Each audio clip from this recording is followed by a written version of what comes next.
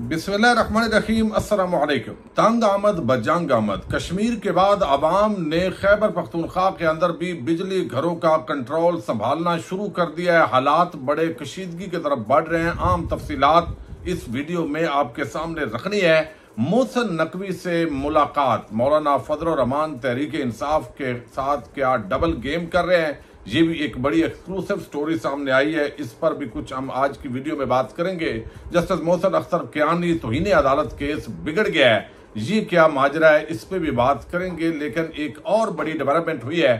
2 दिन पहले SIFC का एक इजलास हुआ और वहां पर तमाम वज़राए आला मौजूद थे, लेकिन खैबर पख्तूनख्वा के वज़ीर आला अली अमीन गंडापुर को मदऊ नहीं किया गया था, जिस पर बड़ा जो है वो शोर शराबा हुआ।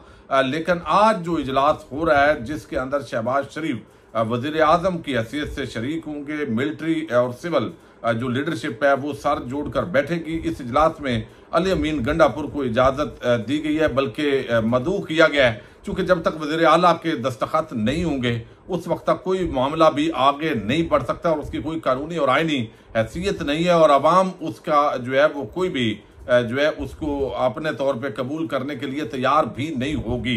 अब आप देख रहे हैं कि जो इस वक्त अदलिया और एस्टैब्लिशमेंट के माबैन एक तरफ महादराजी है और महादराई है और दूसरी तरफ तहरीक इंसाफ और एस्टैब्लिशमेंट भी आमने सामने और कोई भी पीछे हटने के लिए तैयार नहीं है। आज सुहेल वड़ैच ने एक कॉलम भी लिखा है और उसके अंदर भी उन्होंने कहा है कि सबको पीछे हटना पड़ेगा वरना पाकिस्तान का बड़ा नुकसान होगा। नजम सेठी कहते हैं कि इमरजेंसी का नफाज हो सकता है। जिस तरफ हालात तसादम की तरफ बढ़ रहे हैं और तारीख हमें ये बताती है कि बिल आखिर जो हालात हैं वो पाकिस्तानी अवाम के लिए साजगार नहीं रहे और जिस तरीके से अब ये सारे मामलात जो है वो खराबी की तरफ बढ़ते जा रहे हैं, तसादम की तरफ बढ़ते जा रहे हैं, यकीनी तौर पर जो है ये बहुत बड़े तूफान का पेश खैम है। अब जस्टिस मोहसिन अख्तर कियानी और जस्टिस बाबर सत्तार, इन दोनों की तौहीन की गई और तौहीन अमेद रिमार्क्स पर जो है वो यानी इनके हवाले से मीडिया के अंदर कुछ कैंपेन चलाई गई। कुछ नून लीगी लोग थे उसके अंदर मुबैना तौर पर और बाकी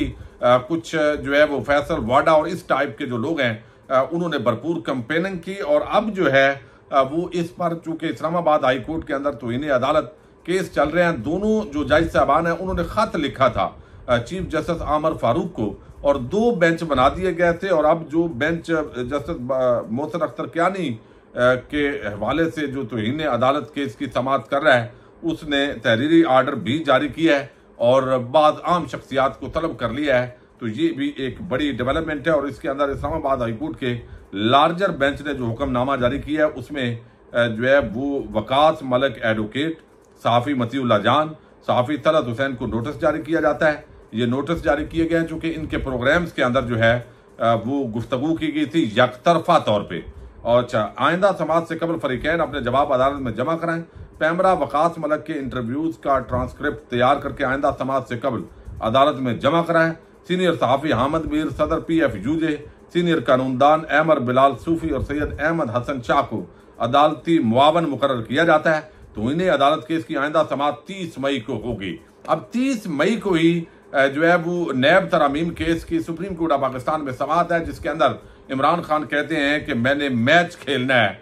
अब कितना खेलने देते हैं या विकेटें उठा के काजी साहब ले जाते हैं और 30 मई को ये भी जो है वो केस मुकर्रर कर दिया गया है। ये एक जो नोटिस जारी किए गए हैं ये बड़ी जो है वो डेवलपमेंट के तौर पे देखा जा रहा है। दूसरी तरफ सीनियर सहाफ़ी फाज शहबाज, उन्होंने एक बड़ी खबर ब्रेक की है। एक तरफ तहरीक इंसाफ और फजल रहमान के मबैन मुज़ाकरात चल रहे हैं, धांधली और एस्टैब्लिशमेंट की मुदाखलत के खिलाफ एक जो बड़ी तहरीक है आइन की बहाली की तहरीक, उसके अंदर फजल रहमान को शामिल करने की जो है वो कोशिश की जा रही है। इसमें मुतअद्दिद मुलाकातें हो चुकी हैं। असद कैसर इसको लीड कर रहे हैं। सारे मामले को इमरान खान की आशीर्वाद हासिल है, लेकिन साथ ही एक तरफ जो है तहरीक इंसाफ का जो सेक्रेटरीट है इस्लामाबाद में वहां पर उसको तोड़ा जा रहा था दरो दीवार को मोहसिन नकवी की सरकार की तरफ से, CDA की तरफ से जो उनके अंडर है, और दूसरी तरफ जो है वो फजल रहमान की मोहसिन नकवी से मुलाकात हो रही थी। ये सहाफ़ी फाज शहबाज ने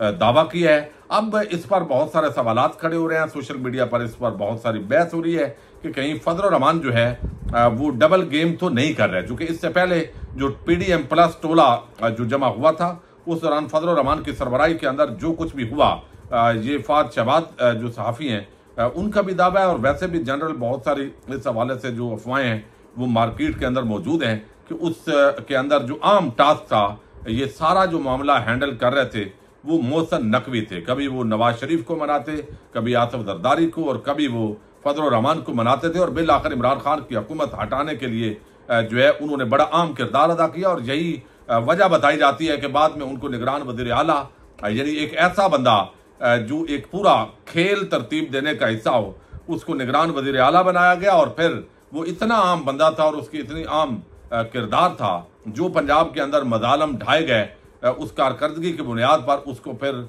वफाकी वज़ीर दाखिला जो है वो बनाया गया, फिर उसको सेनेटर बनवाया गया। इतनी नवाज़शात करने वाला आखिर कौन है, ये बड़ी आम चीज़ है।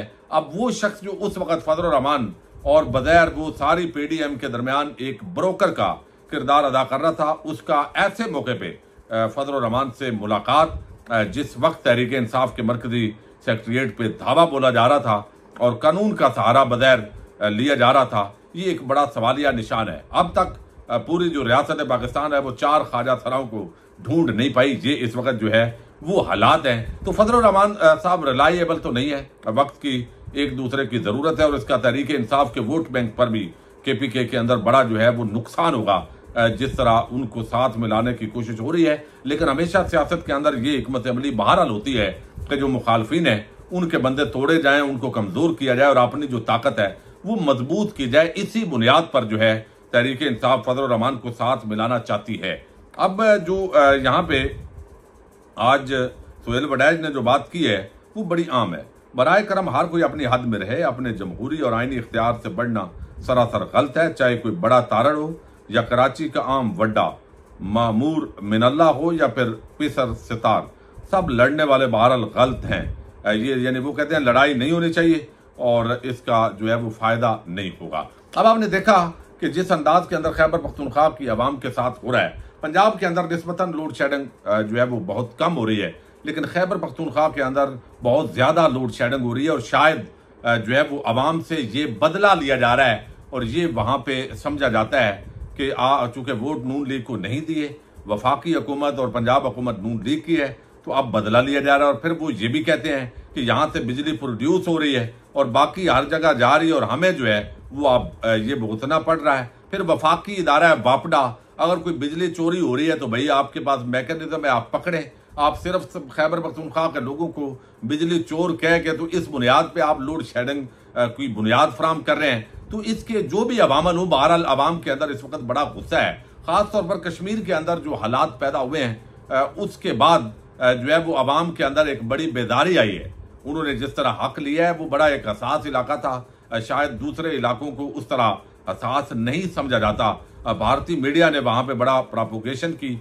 अब जो खैबर पख्तूनख्वा की अवाम है और खास तौर पर जो वजीर आला अली अमीन गंडापुर है, अब अवाम ने उनको मैंडेट दिया है, उन पर बड़ा पब्लिक प्रेशर है। वो मुसलसल कह रहे हैं कि भाई अगर बिजली की इतनी लोड शेडिंग होगी तो भाई तरतीब के साथ हमें खुद जो है ये बिजली घरों को अपने कब्जे में लेना पड़ेगा सूबाई हुकूमत के तौर पे, और हमें एक तरतीब के मुताबिक लोड शेडिंग करनी पड़ेगी जितनी बनती है। लेकिन यहाँ पे आप जो है वो गैर एलानिया तौर पे जानबूझ के इस अवाम को तंग कर रहे हैं। फिर अवाम के अंदर गम गुस्सा है, ऊपर से गर्मी है। जो हालात हैं सिर्फ इस वजह से कि नून लीग और पीपल्स पार्टी को वोट ना देने की ये सजा KPK की अवाम को दी जाए, ये तो नाकाबिले बर्दाश्त है। अब जो लोग हैं, एक तरफ SIFC का प्लेटफॉर्म बनाया गया और ये तासर दिया गया कि 100 अरब डॉलर की इन्वेस्टमेंट आ रही है। अब आप अंदाजा करें कि जो हमारी माइंस हैं यानी रेकोडिक, वहां पे जो है वो 50% ऑलरेडी जो तुर्की की कंपनी है उसके शेयर्स हैं जो उन्होंने वहां खजाने निकालने हैं। अब अपना जो 50% है उसमें 25% सूबा बलूचिस्तान का है और 25% वफाक का है। वफाक ने अपना 15% वो जो है आगे दिया है जो है वो कंपनी को, गालिबन UAE की वो कंपनी है या सऊदी अरब की, तो पीछे 10% रह जाएगा। वो निकालने के लिए ये हालात हैं इस वक्त। मुल्क की मईशत के 50 सालों के अंदर सबसे कम सरमायाकारी हुई है। वादे वईद रोज होते हैं, हमारे अरब ममालिक के अरबों डॉलर के वादे होते हैं, लेकिन उसका कुछ बन नहीं रहा। और फिर सियासी गैर यकीनी है, मुआशी अदम इस्तेकाम है। इन हालात के अंदर भी जो टकराव है वो फिर पाकिस्तान को कहाँ ले जाएगा, ये अपनी जगह। फिर अवाम के अंदर एक गम और गुस्से की लहर है। अब अवाम आज निकली है पेशावर के अंदर। अब ये पीटीआई के जो है वो एमपीए भी हैं, जब तक वीडियो पब्लिश हो मुमकिन है उस वक्त तक जो है वो हालात अल्लाह ना करे कि आउट ऑफ कंट्रोल हो जाए। ये एमपी हैं फजल इलाही, वो कहते हैं बिजली का बटन कंट्रोल में लेकर तमाम फीडर्स के बिजली शुरू कर दी है, यानी ये कंट्रोल वो कहते हैं हमने ले लिया है बिजली घर का। अब ये वफाक का इदारा है और इससे भी एक तसादम की जो फिजा है वो कायम हुई है। सैकड़ों लोग जो है वो पेशावर वो ग्रिड का कंट्रोल संभालने पहुंच गए और बिजली बहाल कर दी गई है, चूंकि वहां पे लोड शेडिंग बहुत ज्यादा हो रही है। अब ये पेशावर के अंदर सिलसिला सिर्फ नहीं होगा, पूरे खैबर पख्तूनख्वा के अंदर ये सिलसिला शुरू होगा और इसको इस तनाजर में लिया जाएगा कि अली अमीन गंडापुर और तहरीक इंसाफ की जो हुकूमत है वो ये सारा करवा रही है, वो ये कर रही है। और कोई भी इस पे बात मीडिया के अंदर बैठ के नहीं करेगा कि भाई जो है वो ये तसादम की तरफ ले जाना असल एजेंडा किसका है और कौन है जो इतनी लोड शेडिंग केपीके के अंदर क्यों हो रही है भाई, बाकी सूबों के अंदर। और आप तो कहते हैं कि बिजली बहुत ज्यादा है, हमें सोलर एनर्जी जो है उस पे जो लोग गए हैं उन पे भी अब टैक्स लगाने की बाकायदा जो है वो रिहर्सल की जा रही है कि उन पे भी टैक्स लगाना है, क्योंकि हमारे पास बिजली ज्यादा है। वो बिजली अगर ज्यादा है तो लोड शेडिंग क्यों है, वो किधर है? आप लाइन लॉसेस और बिजली चोरी को अगर पकड़ नहीं सकते तो ये आपकी नालायकी और नहली है। इस नालायकी, नहली, चोरी, डकैती का जो मलबा है वो आप अवाम पे डाल रहे हैं और फिर पूरे जो पाकिस्तान के सूबे हैं उनमें जो है वो जिस तरह बताया जा रहा है कि खैबर पख्तूनख्वा के अंदर जितनी लोड शेडिंग हो रही है वो बदला उनसे ले रहा है, चूंकि उन्होंने शरीफ और जरदारी जो आले शरीफ और आले जरदारी है उनको रिजेक्ट कर दिया। अगर सारे जो यहाँ पे बिजली घर हैं उनका कंट्रोल अगर इसी तरह आवाम ने ले लिया तो पुलिस जो है वो भी वही की है। चीफ सेक्रेटरी और आईजी अभी तक आपने उनको दिया नहीं ताकि कंट्रोल किया जा सके और पूरा जो सिस्टम है उसको हाईजैक किया जा सके और कल को जवाबदेही जो है वो उनकी होगी और असल जो ऊपर बैठाए हुए लोग हैं रुकावट डालने के लिए वो आपने बिठाए हुए हैं। वफाक जो है वो उनका बजट का पूरा हिस्सा नहीं दे रहे, मुसलसल वो कह रहे हैं कि हमारा जो 1500 अरब देना है उसमें से ये आप काट के तो हमें बिजली और गैस तो फराम करें, यानी पैसे भी लें और वो फराम भी ना करें बिजली और गैस, तो फिर लोग चीखेंगे तो सही। तो क्या खुद ये कोई हमारे जो निज़ाम है या हमारी जो आले शरीफ और आले जरदार की हुकूमत है, क्या उसका एजेंडा तो नहीं कि पाकिस्तान के अंदर इस तरह की नफरत और टकराव और तसादम और इंतशार का जो माहौल है उसको पैदा करना है? तो ये बहरहाल बड़े आम हालात कशीदगी की तरफ बढ़ रहे हैं। अल्लाह ताला खैर खैरियत करे, पाकिस्तान पर रहम करे। पाकिस्तान जिंदाबाद, पाक फौज पाइंदाबाद।